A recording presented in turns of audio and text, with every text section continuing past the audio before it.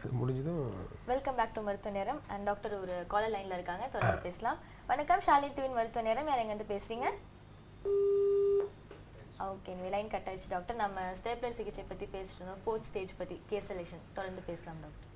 இல்லை, பொதுவாக அந்த ஸ்டேப்லர் சிகிச்சையை பற்றி நம்ம முதல்ல சொல்லியிருக்கோம். இதில் இந்த படத்தை பார்த்தீங்கன்னா இதுதான் வந்து ஸ்டாப்லர். ஓகே, இந்த ஸ்டாப்லரில் வந்து 4 பிரிவு இருக்குது. இந்த ஸ்டாப்லரை வந்து நாங்கள் என்ன செய்வோம், மூலம் இருக்கிற பகுதியில் ஆசன வழியாக உள் செலுத்துவோம். இப்போ இந்த பிக்சரை பார்த்தீங்கன்னா இது ஆரம்ப நிலை மூலம், இந்த ஸ்டேஜ் 1. உள்ளேயே வந்து ரத்த குழாய் வீங்கிடுது, அழுத்தம் கொடுக்கும்போது பிளட் வந்துடுது. இது வந்து ஸ்டேஜ் 2. மோஷன் போகும்போது மூலம் அப்படியே வெளியில் வரும், அழுத்தம் கொடுத்தா ரத்தம் வரும், அப்புறம் உள்ளே போயிடும். 3வது ஸ்டேஜ்ன்றது வந்து மோஷன் வரும்போது வெளியில் வந்து மோஷன் போனதுனால கையில் தள்ளலாம் உள்ளே போயிடும். 4th ஸ்டேஜ்ன்றது வந்து மூலம் வந்து எப்பயும் வெளியிலே இருந்துகிட்டே இருக்குது. இப்போ என்ன செய்வோம், இந்த 3வது ஸ்டேஜ், 2nd டிகிரி, இது ரெண்டுக்குமே இந்த ஸ்டாப்லர் டெக்னிக் வந்து பெஸ்ட்டு. 4th ஸ்டேஜ் கேஸை பொறுத்து நாங்கள் டிசைட் பண்ணுவோம். இந்த ஸ்டாப்லர் டெக்னிக்கில் என்ன பண்ணுவோம்னா, இந்த படத்தை பாருங்கள். இதில் வந்து ஸ்டாப்லர் உள் செலுத்தி இந்த டென்டேட் லைனுக்கு மேலே அந்த ரத்த குழாய் ப்ளஸ் அதுக்கு சப்போர்ட் பண்ண இணை மற்றும் துணை திசுக்களுக்கு பாருங்கள், அதை சேர்த்து கட் பண்ணிவிட்டு ரிமூவ் பண்ணிவிட்டு அந்த ஸ்டேபிள் புல் மூலிமா அந்த மூலத்தை உள்ளே இழுத்து ஃபிக்ஸ் பண்ணி விட்ருவோம். அப்படி ஃபிக்ஸ் பண்ணும்போது டென்டேட் லைனுக்கு மேலே ஆப்ரேஷன் பண்ணுற வலி இருக்காது. அடுத்த நாளே வந்து சாதாரணமாக வேலை செய்ய ஆரம்பிச்சிடலாம். ஸோ நெக்ஸ்ட் டே வீட்டுக்கு அனுப்பிச்சிடுவோம். அதேமாதிரி பொதுவாக பைல்ஸ் ஆப்ரேஷன் பண்ணால் மருந்து போட்டு உட்காரணும் அப்படின்றது இருக்குது. அந்த மாதிரி உட்காரணும்னு அவசியம் கிடையாது. ஏன்னா நம்ம ஆப்ரேஷன் ஆசன வாய்க்கு உள்ளே பண்ணுறோம். அதுக்கடுத்து பார்த்திங்கன்னா இதுக்குன்னு வலி மாத்திரை பெருசாக எடுக்கணும்னு அவசியம் கிடையாது. ஆப்ரேஷன் பண்ணிக்கிட்டோம் 1 வாரம் 2 வாரம் ரெஸ்ட் எடுக்கணும்னு கிடையாது. நெக்ஸ்ட் டே இல்லை 2nd டே ஆஃபீஸ் போக ஆரம்பிச்சிடலாம். ஸோ தேவையான மருந்து அதிகமாக எடுக்க வேண்டியதில்லை, ப்ளஸ் ரெஸ்ட் எடுக்க வேண்டிய அவசியம் கிடையாது, பெயின் இருக்காது. நம்ம ரெகுலர் ஒர்க்கை வந்து நெக்ஸ்ட் டேவே ஆரம்பிச்சிடலான்னும் போது இந்த ப்ரொசீஜர் நிறைய பேர் விரும்பப்பட்டு வருவாங்க. பட் என்னுடைய ரெஸ்பான்சிபிலிட்டி என்னென்னா, அவங்களுக்கு எது பெஸ்ட்டோ அப்படி தான் பண்ணுவோம். அவங்க பேஷண்ட்டு கேட்குறாங்கன்ட்டு நம்ம ஸ்டாப்லர் எல்லாருக்கும் பண்ண முடியாது. கண்டிப்பாக டாக்டர், இதை பற்றி தொடர்ந்து பேசலாம். ஒரு காலர் லைனில் இருக்காங்க. வணக்கம், ஷாலி டிவின் மருத்துவ நேரம். யார் எங்கேருந்து பேசுகிறீங்க? எங்கேருந்து பேசுகிறீங்க? சேலம். சொல்லுங்கம்மா. டாக்டர், எனக்கு வந்து கொஞ்சம் அல்சர் இருக்குன்னு சொல்லிட்டு நான் பெங்களூர் போய் அங்கே எண்டோஸ்கோபி பண்ணினோம் டாக்டர். சரி. பண்ணிட்டு என்கிட்ட டெஸ்ட் ஒன்றும் வேண்டாமா, இது அல்சர் தான்.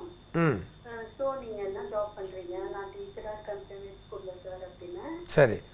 அப்புறம் சொல்லிட்டு ஒரு 1 மந்த்துக்குள்ளே ஒரு டேப்லெட்லாம் கொடுத்தாங்க. ரொம்ப நார்மலாக எனக்கும் அப்படியே உடம்புலாம் ரொம்ப நல்லா தெளிவாக நல்லா இருந்தேன். ஓகே. இப்போ என்னன்னா அப்படியே ரொம்ப மூச்சு வாங்குதுங்க டாக்டர். என்ன வயசாகுது உங்களுக்கு? எனக்கு இப்போ ஒரு 39-40 இருக்கும். 40 இயர்ஸ். ஓகே இருக்குங்க. ஸோ என்ன பண்ணுறதுன்னா எனக்கு அப்படி எனக்குள்ளேயே ஒரு பயம், ஐயோ அப்படி இருக்குமா இப்படி இருக்குமா, என்ன இப்படி இருக்கு, நம்மளால ஒரு ஃப்ரெஷ்ஷாக இருக்க முடியலையே. சரி. ரொம்ப டயர்டு, தலைவலி வந்துடுது. அப்புறம் அப்படியெல்லாம் இருக்கு. நான் அதுக்கப்புறம் இந்த பெங்களூர் போகிறதே நான் மாறிட்டேன்னா நான் இங்கே வேலை வந்துட்டேன். அதனால என்னால் போக முடியல. சரி. ப்ளஸ் அந்த ரிப்போர்ட்ஸ் எல்லாம் நான் வீடு ஷிஃப்ட் பண்ணதுல எல்லாம் மிஸ் பண்ணிட்டேன். ஓகே. அப்படியே இந்த தொண்டை முழுங்குற இடத்துல இருந்து அப்படியே வலிதான், ஏதோ போய் அந்த சைட்ல அப்படி குத்திக்கிற மாதிரி அப்படியே மூச்சு பண்ணி இப்போ உங்ககிட்ட பேசுறேன், எனக்கு மூச்சு வாங்குது. இப்போ உங்களுக்கு இருக்கிற ப்ராப்ளமே அந்த ஜிஆர்டின்னு ரிஃப்ளெக்ஸ் டிசீஸ்ன்னு சொல்லுவோம். சரிங்க. ஆமாம். நீங்கள் ஆக்சுவலாக எண்டோஸ்கோப் பண்ணிட்டீங்களா ஒரு முறை? என்னங்க? எண்டோஸ்கோபி பண்ணிங்களா? எண்டோஸ்கோபி பண்ணினேங்க. எண்டோஸ்கோப்பியில் என்ன சொன்னாங்க, என்ன ப்ராப்ளம் இருக்குன்னாங்க உங்களுக்கு? எண்டோஸ்கோப்பியில் பார்த்துட்டு ஒன்றும் சொல்லல. நானும் அந்த மானிட்டரில் பார்த்தேங்க. அல்சர் தான், இது ஒன்றும் ப்ராப்ளம் இல்லை.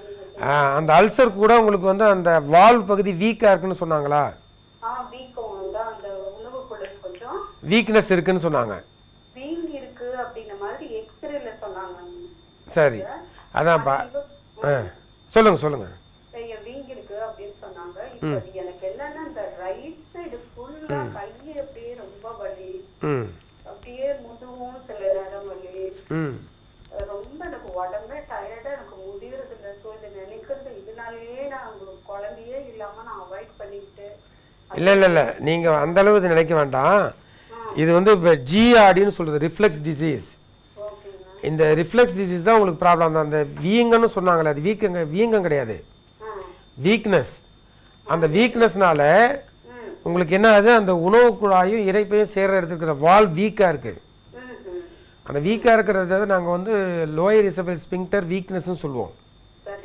வீக்னஸ் அதிகமாகவும் என்ன ஆகுனா இறைப்பையின் மேல் பகுதி ஃபண்டஸ்ன்னு சொல்லுவோம், அந்த பகுதி வந்து நெஞ்சுக்குள்ளே வரும். That is called hiatus hernia. So wall weakness, இறைப்பை நெஞ்சுக்குள்ளே வருது. அப்போ என்ன ஆகும், நெஞ்சு அடைக்கிற மாதிரி ஆகும்.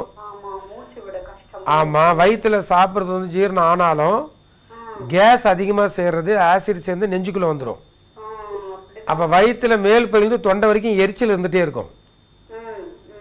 ஸோ கேஸ் ட்ரபிள், நெஞ்சு எரிச்சல், சம்டைம்ஸ் செஸ்ட் பெயின் மாதிரி ப்ராப்ளம் வந்துடும். ஆமாங்க, அப்படியெல்லாம் இருக்கு எனக்கு. அதனால இங்கே எங்க டாக்டர்கிட்ட எங்க போறது, ஏதாவது ஆயிடுமா என்னாதுன்னு ரொம்ப பயத்தில் இருக்கு. ஒன்றுமே கிடையாது. நீங்கள் வந்து பக்கத்தில் இருக்கிற கேஸ்ட்ரோன்டாலஜிஸ்ட்டை போய் பாருங்கள். இப்போ பெங்களூரில் இருக்கீங்களா, சேலத்தில் இருக்கீங்க? சேலத்தில் தாங்க இருக்கேன். சேலத்தில் நிறைய ஹாஸ்பிட்டல் இருக்குது, அங்கே போயிட்டு பாருங்கள். இல்லை நம்ம கிளினிக் எங்கே இருக்கு, நான் உங்க கூட ட்ரீட்மெண்ட் எடுத்துக்கிறேன். நாம் வந்து இப்போ மெட்ராஸில் பிரைம் இந்தியன் ஹாஸ்பிட்டல் அரும்பாக்கத்தில் இருக்குது.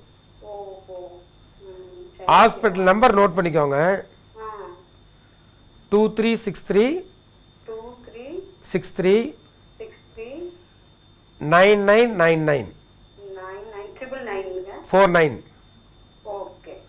இந்த லேண்ட்லைன் ஃபோன் பண்ணிலாம் எடுப்பாங்க, நீங்கள் ஃபிக்ஸ் பண்ணிக்கோங்க. சரி, என்ன ஹாஸ்பிட்டலுங்க? Prime Indian hospital. Prime Indian hospital. ஆமாம் ஆமாம். Prime Indian hospital. சரி, வந்தீங்கன்னா நம்ம எண்டோஸ்கோபி நீங்கள் பழைய ரிப்போர்ட்ஸ்லாம் எடுத்துகிட்டு வந்துடுங்க. ரிப்போர்ட்ஸ் எல்லாம் நான் மிஸ் பண்ணிட்டேங்க சார், அதுதான் இப்போ எனக்கு பயமா இருக்கு. சரி சரி, ஒன்றும் பயப்பட வேண்டியதில்லை. உங்களுக்கு இருக்கிறது ரிஃப்ளெக்ஸ் டிசீஸ் தான். மெடிக்கலாக நம்ம ஜிஆர்டின்னு சொல்லுவோம். சரிங்க. இதுக்கு லைஃப் ஸ்டைல் ரொம்ப முக்கியமா. எப்படின்னா டைமுக்கு ஃபுட் எடுக்கணும். ஒரு நாளைக்கு 3 முறை சாப்பிட்றது 5லேருந்து 6 முறையாக மாற்றிக்கணும். எவ்வளோதான் பிடிச்ச ஐட்டம் வந்தாலும் வயிறு ஃபுல்லாக சாப்பிடக்கூடாது. ஆமாம், லிமிட்டட் டயட்டாக இருக்கணும். அதே மாதிரி காரம், ஆயில், மசாலா, ஃப்ரை பண்ண ஐட்டம், நான்வெஜ்ஜு, ஹோட்டல் ஃபுட்டு இதெல்லாம் மேக்ஸிமம் குறைச்சி தான் எடுத்துக்கணும். டீ காஃபி அடிக்கடி குடிக்கூடாது, நான் அவாய்ட் பண்ணிடணும். ரொம்ப சூடாகவோ ரொம்ப ஜில்லுனோ சாப்பிடக்கூடாது. சாப்பிடும்போது பேசக்கூடாது. அதேமாதிரி சாப்பிடாம இருக்கக்கூடாது. ஃபாஸ்டிங் இருக்கிறோம் அப்படின்னு இருந்தீங்கன்னா பிரச்சனை அதிகமாகிடும். ஆசிட் வந்து என்னாகும், நெஞ்சுக்குள்ளே வந்து எரிச்சல் வர ஆரம்பிச்சிடும். இதை ஜென்ரலாக சொல்லுவோம், நோ ஃபாஸ்டிங் நோ ஃபீஸ்டிங். விருந்தும் கிடையாது, விரதமும் கிடையாது. தேவையானது நேரத்துக்கு கரெக்டாக சாப்பிட்டா பிரச்சனை பாதி குறையும். அதே மாதிரி டென்ஷன் இருக்கக்கூடாது. மன அழுத்தம் வந்து ஆசிட் செக்ரேஷன் அதிகமாக்குனா இந்த பிரச்சனை இன்னும் அதிகமாகிடும். ஸோ மன அழுத்தம் இருக்கக்கூடாது. அதனால் யோகா இல்லைனா மெடிடேஷன் ஃபாலோ பண்ணணும். தேர்டு வந்து உட்காந்துட்டே இருக்கிறோம் அப்படின்னா அந்த அழுத்தம் இன்னும் அதிகமாகும், பிரச்சனை அதிகமாகும். எதனா ஒரு வேலை செய்யணும், டெய்லி வாக்கிங் போகணும். Yoga, meditation, regular walking best. அதுக்கு அடுத்தது பார்த்தீங்கன்னா தூங்கும் போது ஃப்ளாட்டாக தூங்கினா சாப்பிட்டு உடனே நெஞ்சுக்கு வர மாதிரி ஆகிடும். இது காரணம் என்ன, வால் கண்ட்ரோல் பண்ணுறது வீக்காக இருக்குது, வயிற்றில் இருக்கிறது மேலே வந்துடுது. ஸோ தூங்குறதுக்கு 2 மணி நேரத்துக்கு முன்னாலே சாப்பிட்ணும். போய் வேலை இருக்கேன்னு முடிச்சுட்டு 11 மணிக்கு சாப்பிட்டு உடனே பார்த்தீங்கன்னா பிரச்சனை தான், நைட் ஃபுல்லாக தூங்க முடியாது. ஏன் நீங்கள் ஃபாலோ பண்ணல? 8:40 சாப்பிட்டீங்கன்னா ஒரு 10:30 மணிக்கு தூங்கலாம்.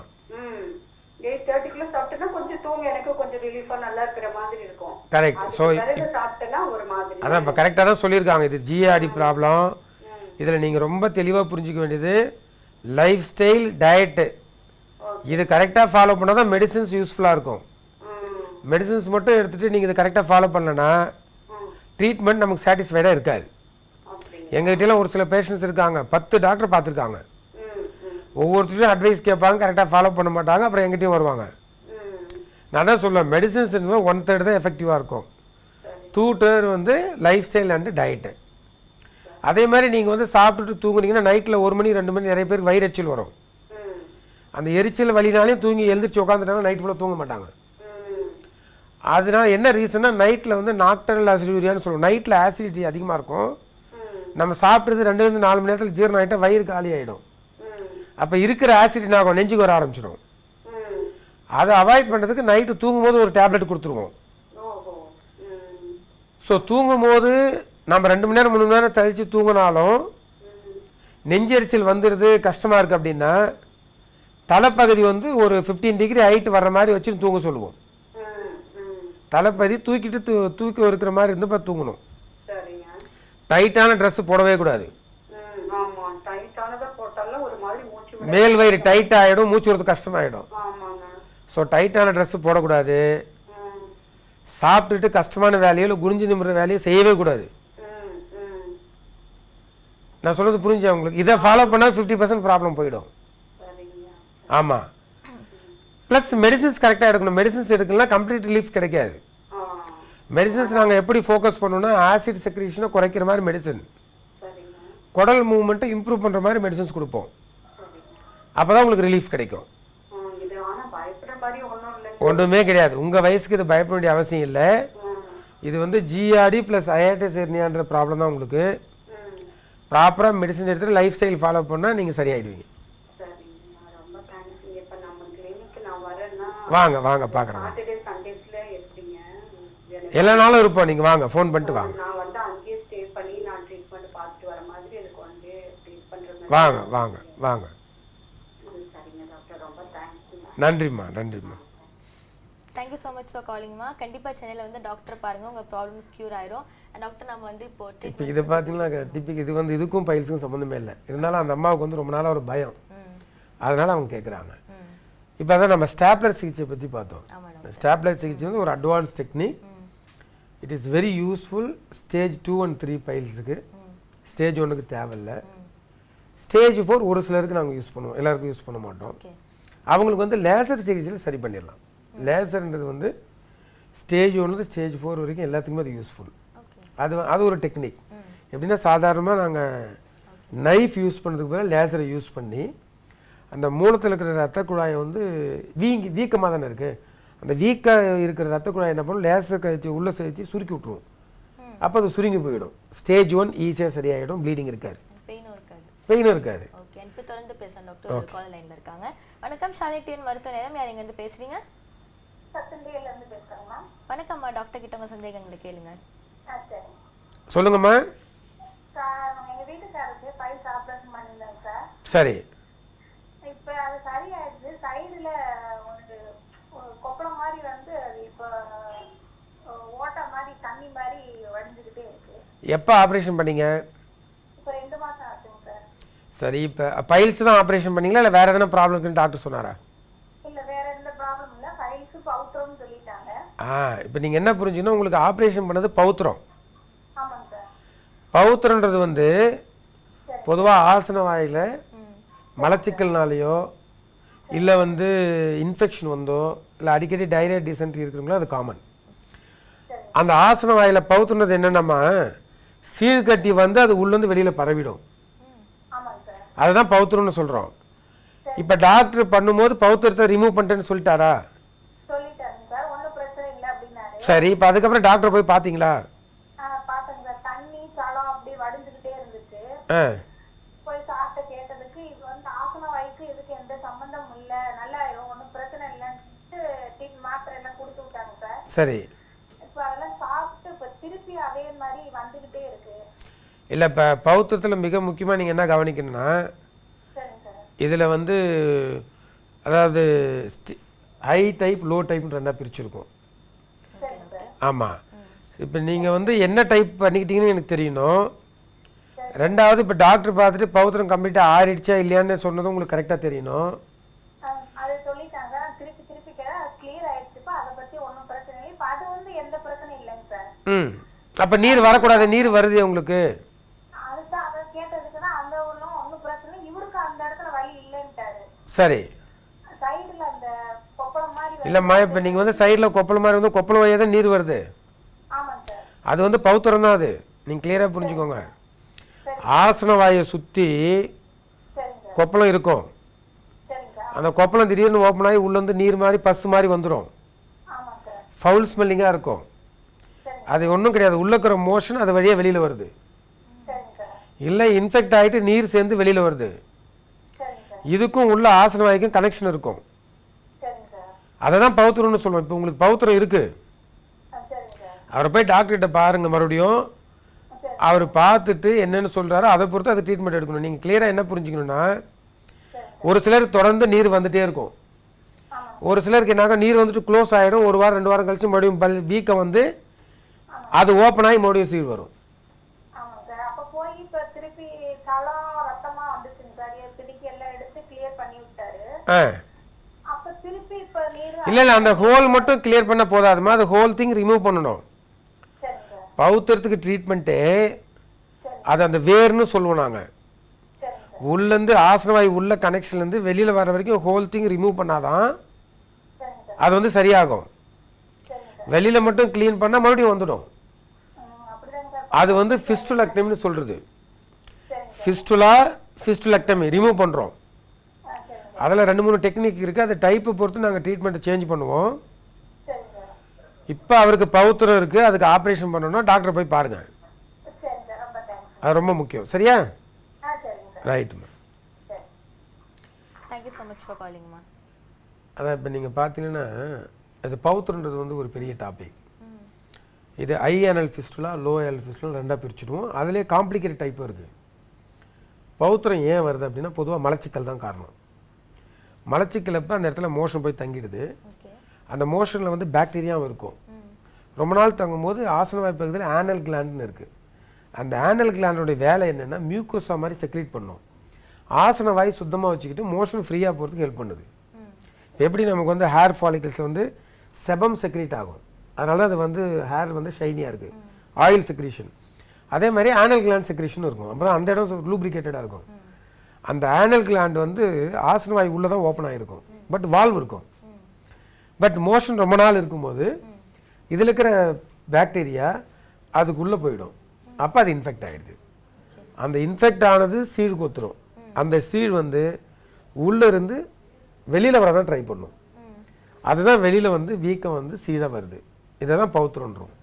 ஸோ சீழ் ஆசனவாயை சுற்றி வருது அப்படின்னா உள்ள கனெக்ஷன் கண்டிப்பாக இருக்குன்னு அர்த்தம். ஓகே, இதை பற்றி தொடர்ந்து பேசலாம். டாக்டர் ஒரு கால் லைனில் இருக்காங்க. வணக்கம், ஷாலினி டிவின் மருத்துவ நேரம். யார் எங்கேருந்து பேசுகிறீங்க? ஹலோ வணக்கம், எங்கேருந்து சார் சொல்லுங்கள் சார், எங்கேருந்து பேசுகிறீங்க?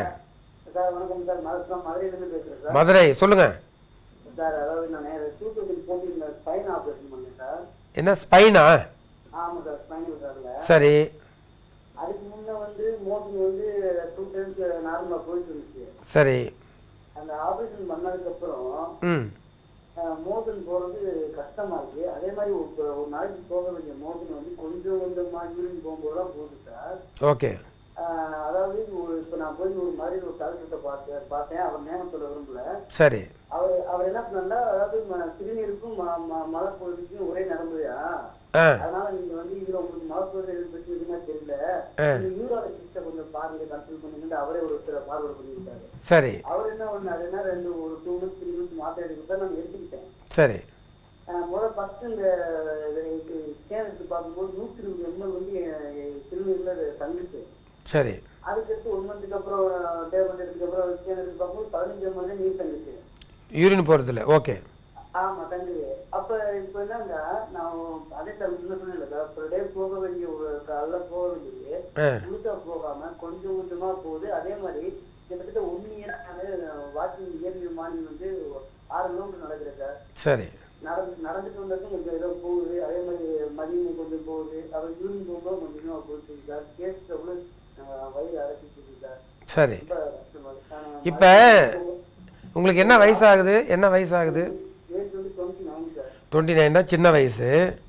ஸ்பைனல் கார்டில் எதுக்கு ஆப்ரேஷன் பண்ணாங்க உங்களுக்கு? இப்போ ஸ்பைனல் கார்டு ஆப்ரேஷன் பண்ண டாக்டர் மறுபடியும் போய் பார்த்தீங்களா?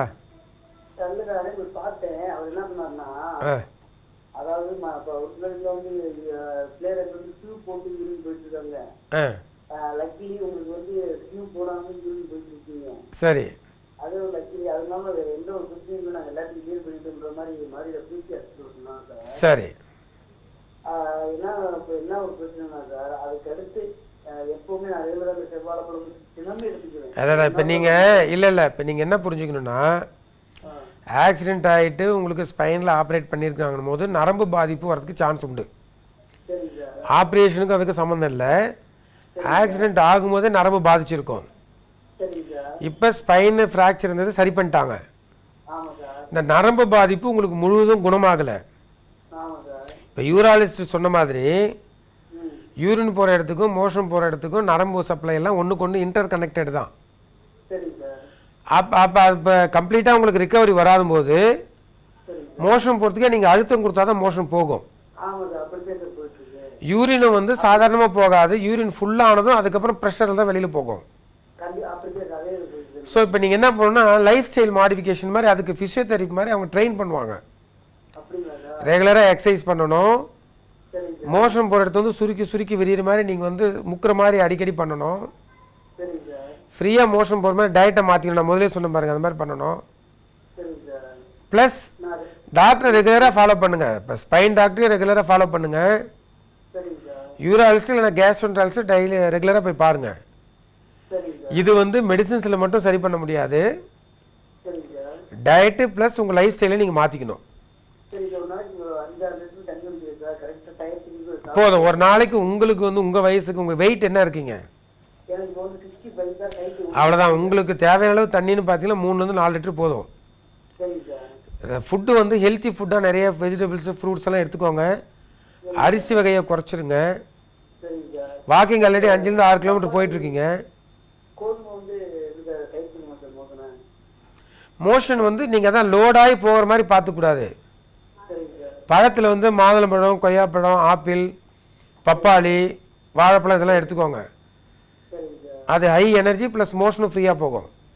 சரிங்க sir. So regular walking, diet plus proper medication, ரெகுலராக டாக்டர்கிட்ட போய் பாருங்கள். சரியாயிடும். பயப்பட வேண்டிய அவசியமே கிடையாது. சரி சார். நான் உங்கள் ஹாஸ்பிட்டல் ஃபோன் நம்பருக்கு நான் ஃபோன் பண்ணேன். முன்ன உங்களுக்கு இந்த நம்பருக்கு சொன்னாங்க. ஆ அவங்க அட்டன் பண்ணாங்க. இந்த கீழே போட்டுக்கீங்க 2363 ஆ அந்த நம்பரை கூப்பிட்டுருக்கேன். நான் இந்த லீவில் வரும்போது அவங்கள கன்சல்ட் பண்ணலாம். சரி, வாங்க வாங்க பார்க்கலாம் வாங்க. Thank you sir. தேங்க்யூப்பா. பயப்பட வேண்டிய அவசியம் இல்லை, சரி பண்ணிக்கலாம். சரி சார். Thank you sir. ஓகே. அதான் இவருக்கு மலச்சிக்கல் காரணம் வந்து அந்த கீழே மலக்குடலையும் ஆசனவாயும் கண்ட்ரோல் பண்ண நரம்பு வீக் ஆகிடுச்சு because of the accident. Okay, so அதை அவங்க சொல்லியிருக்காங்க.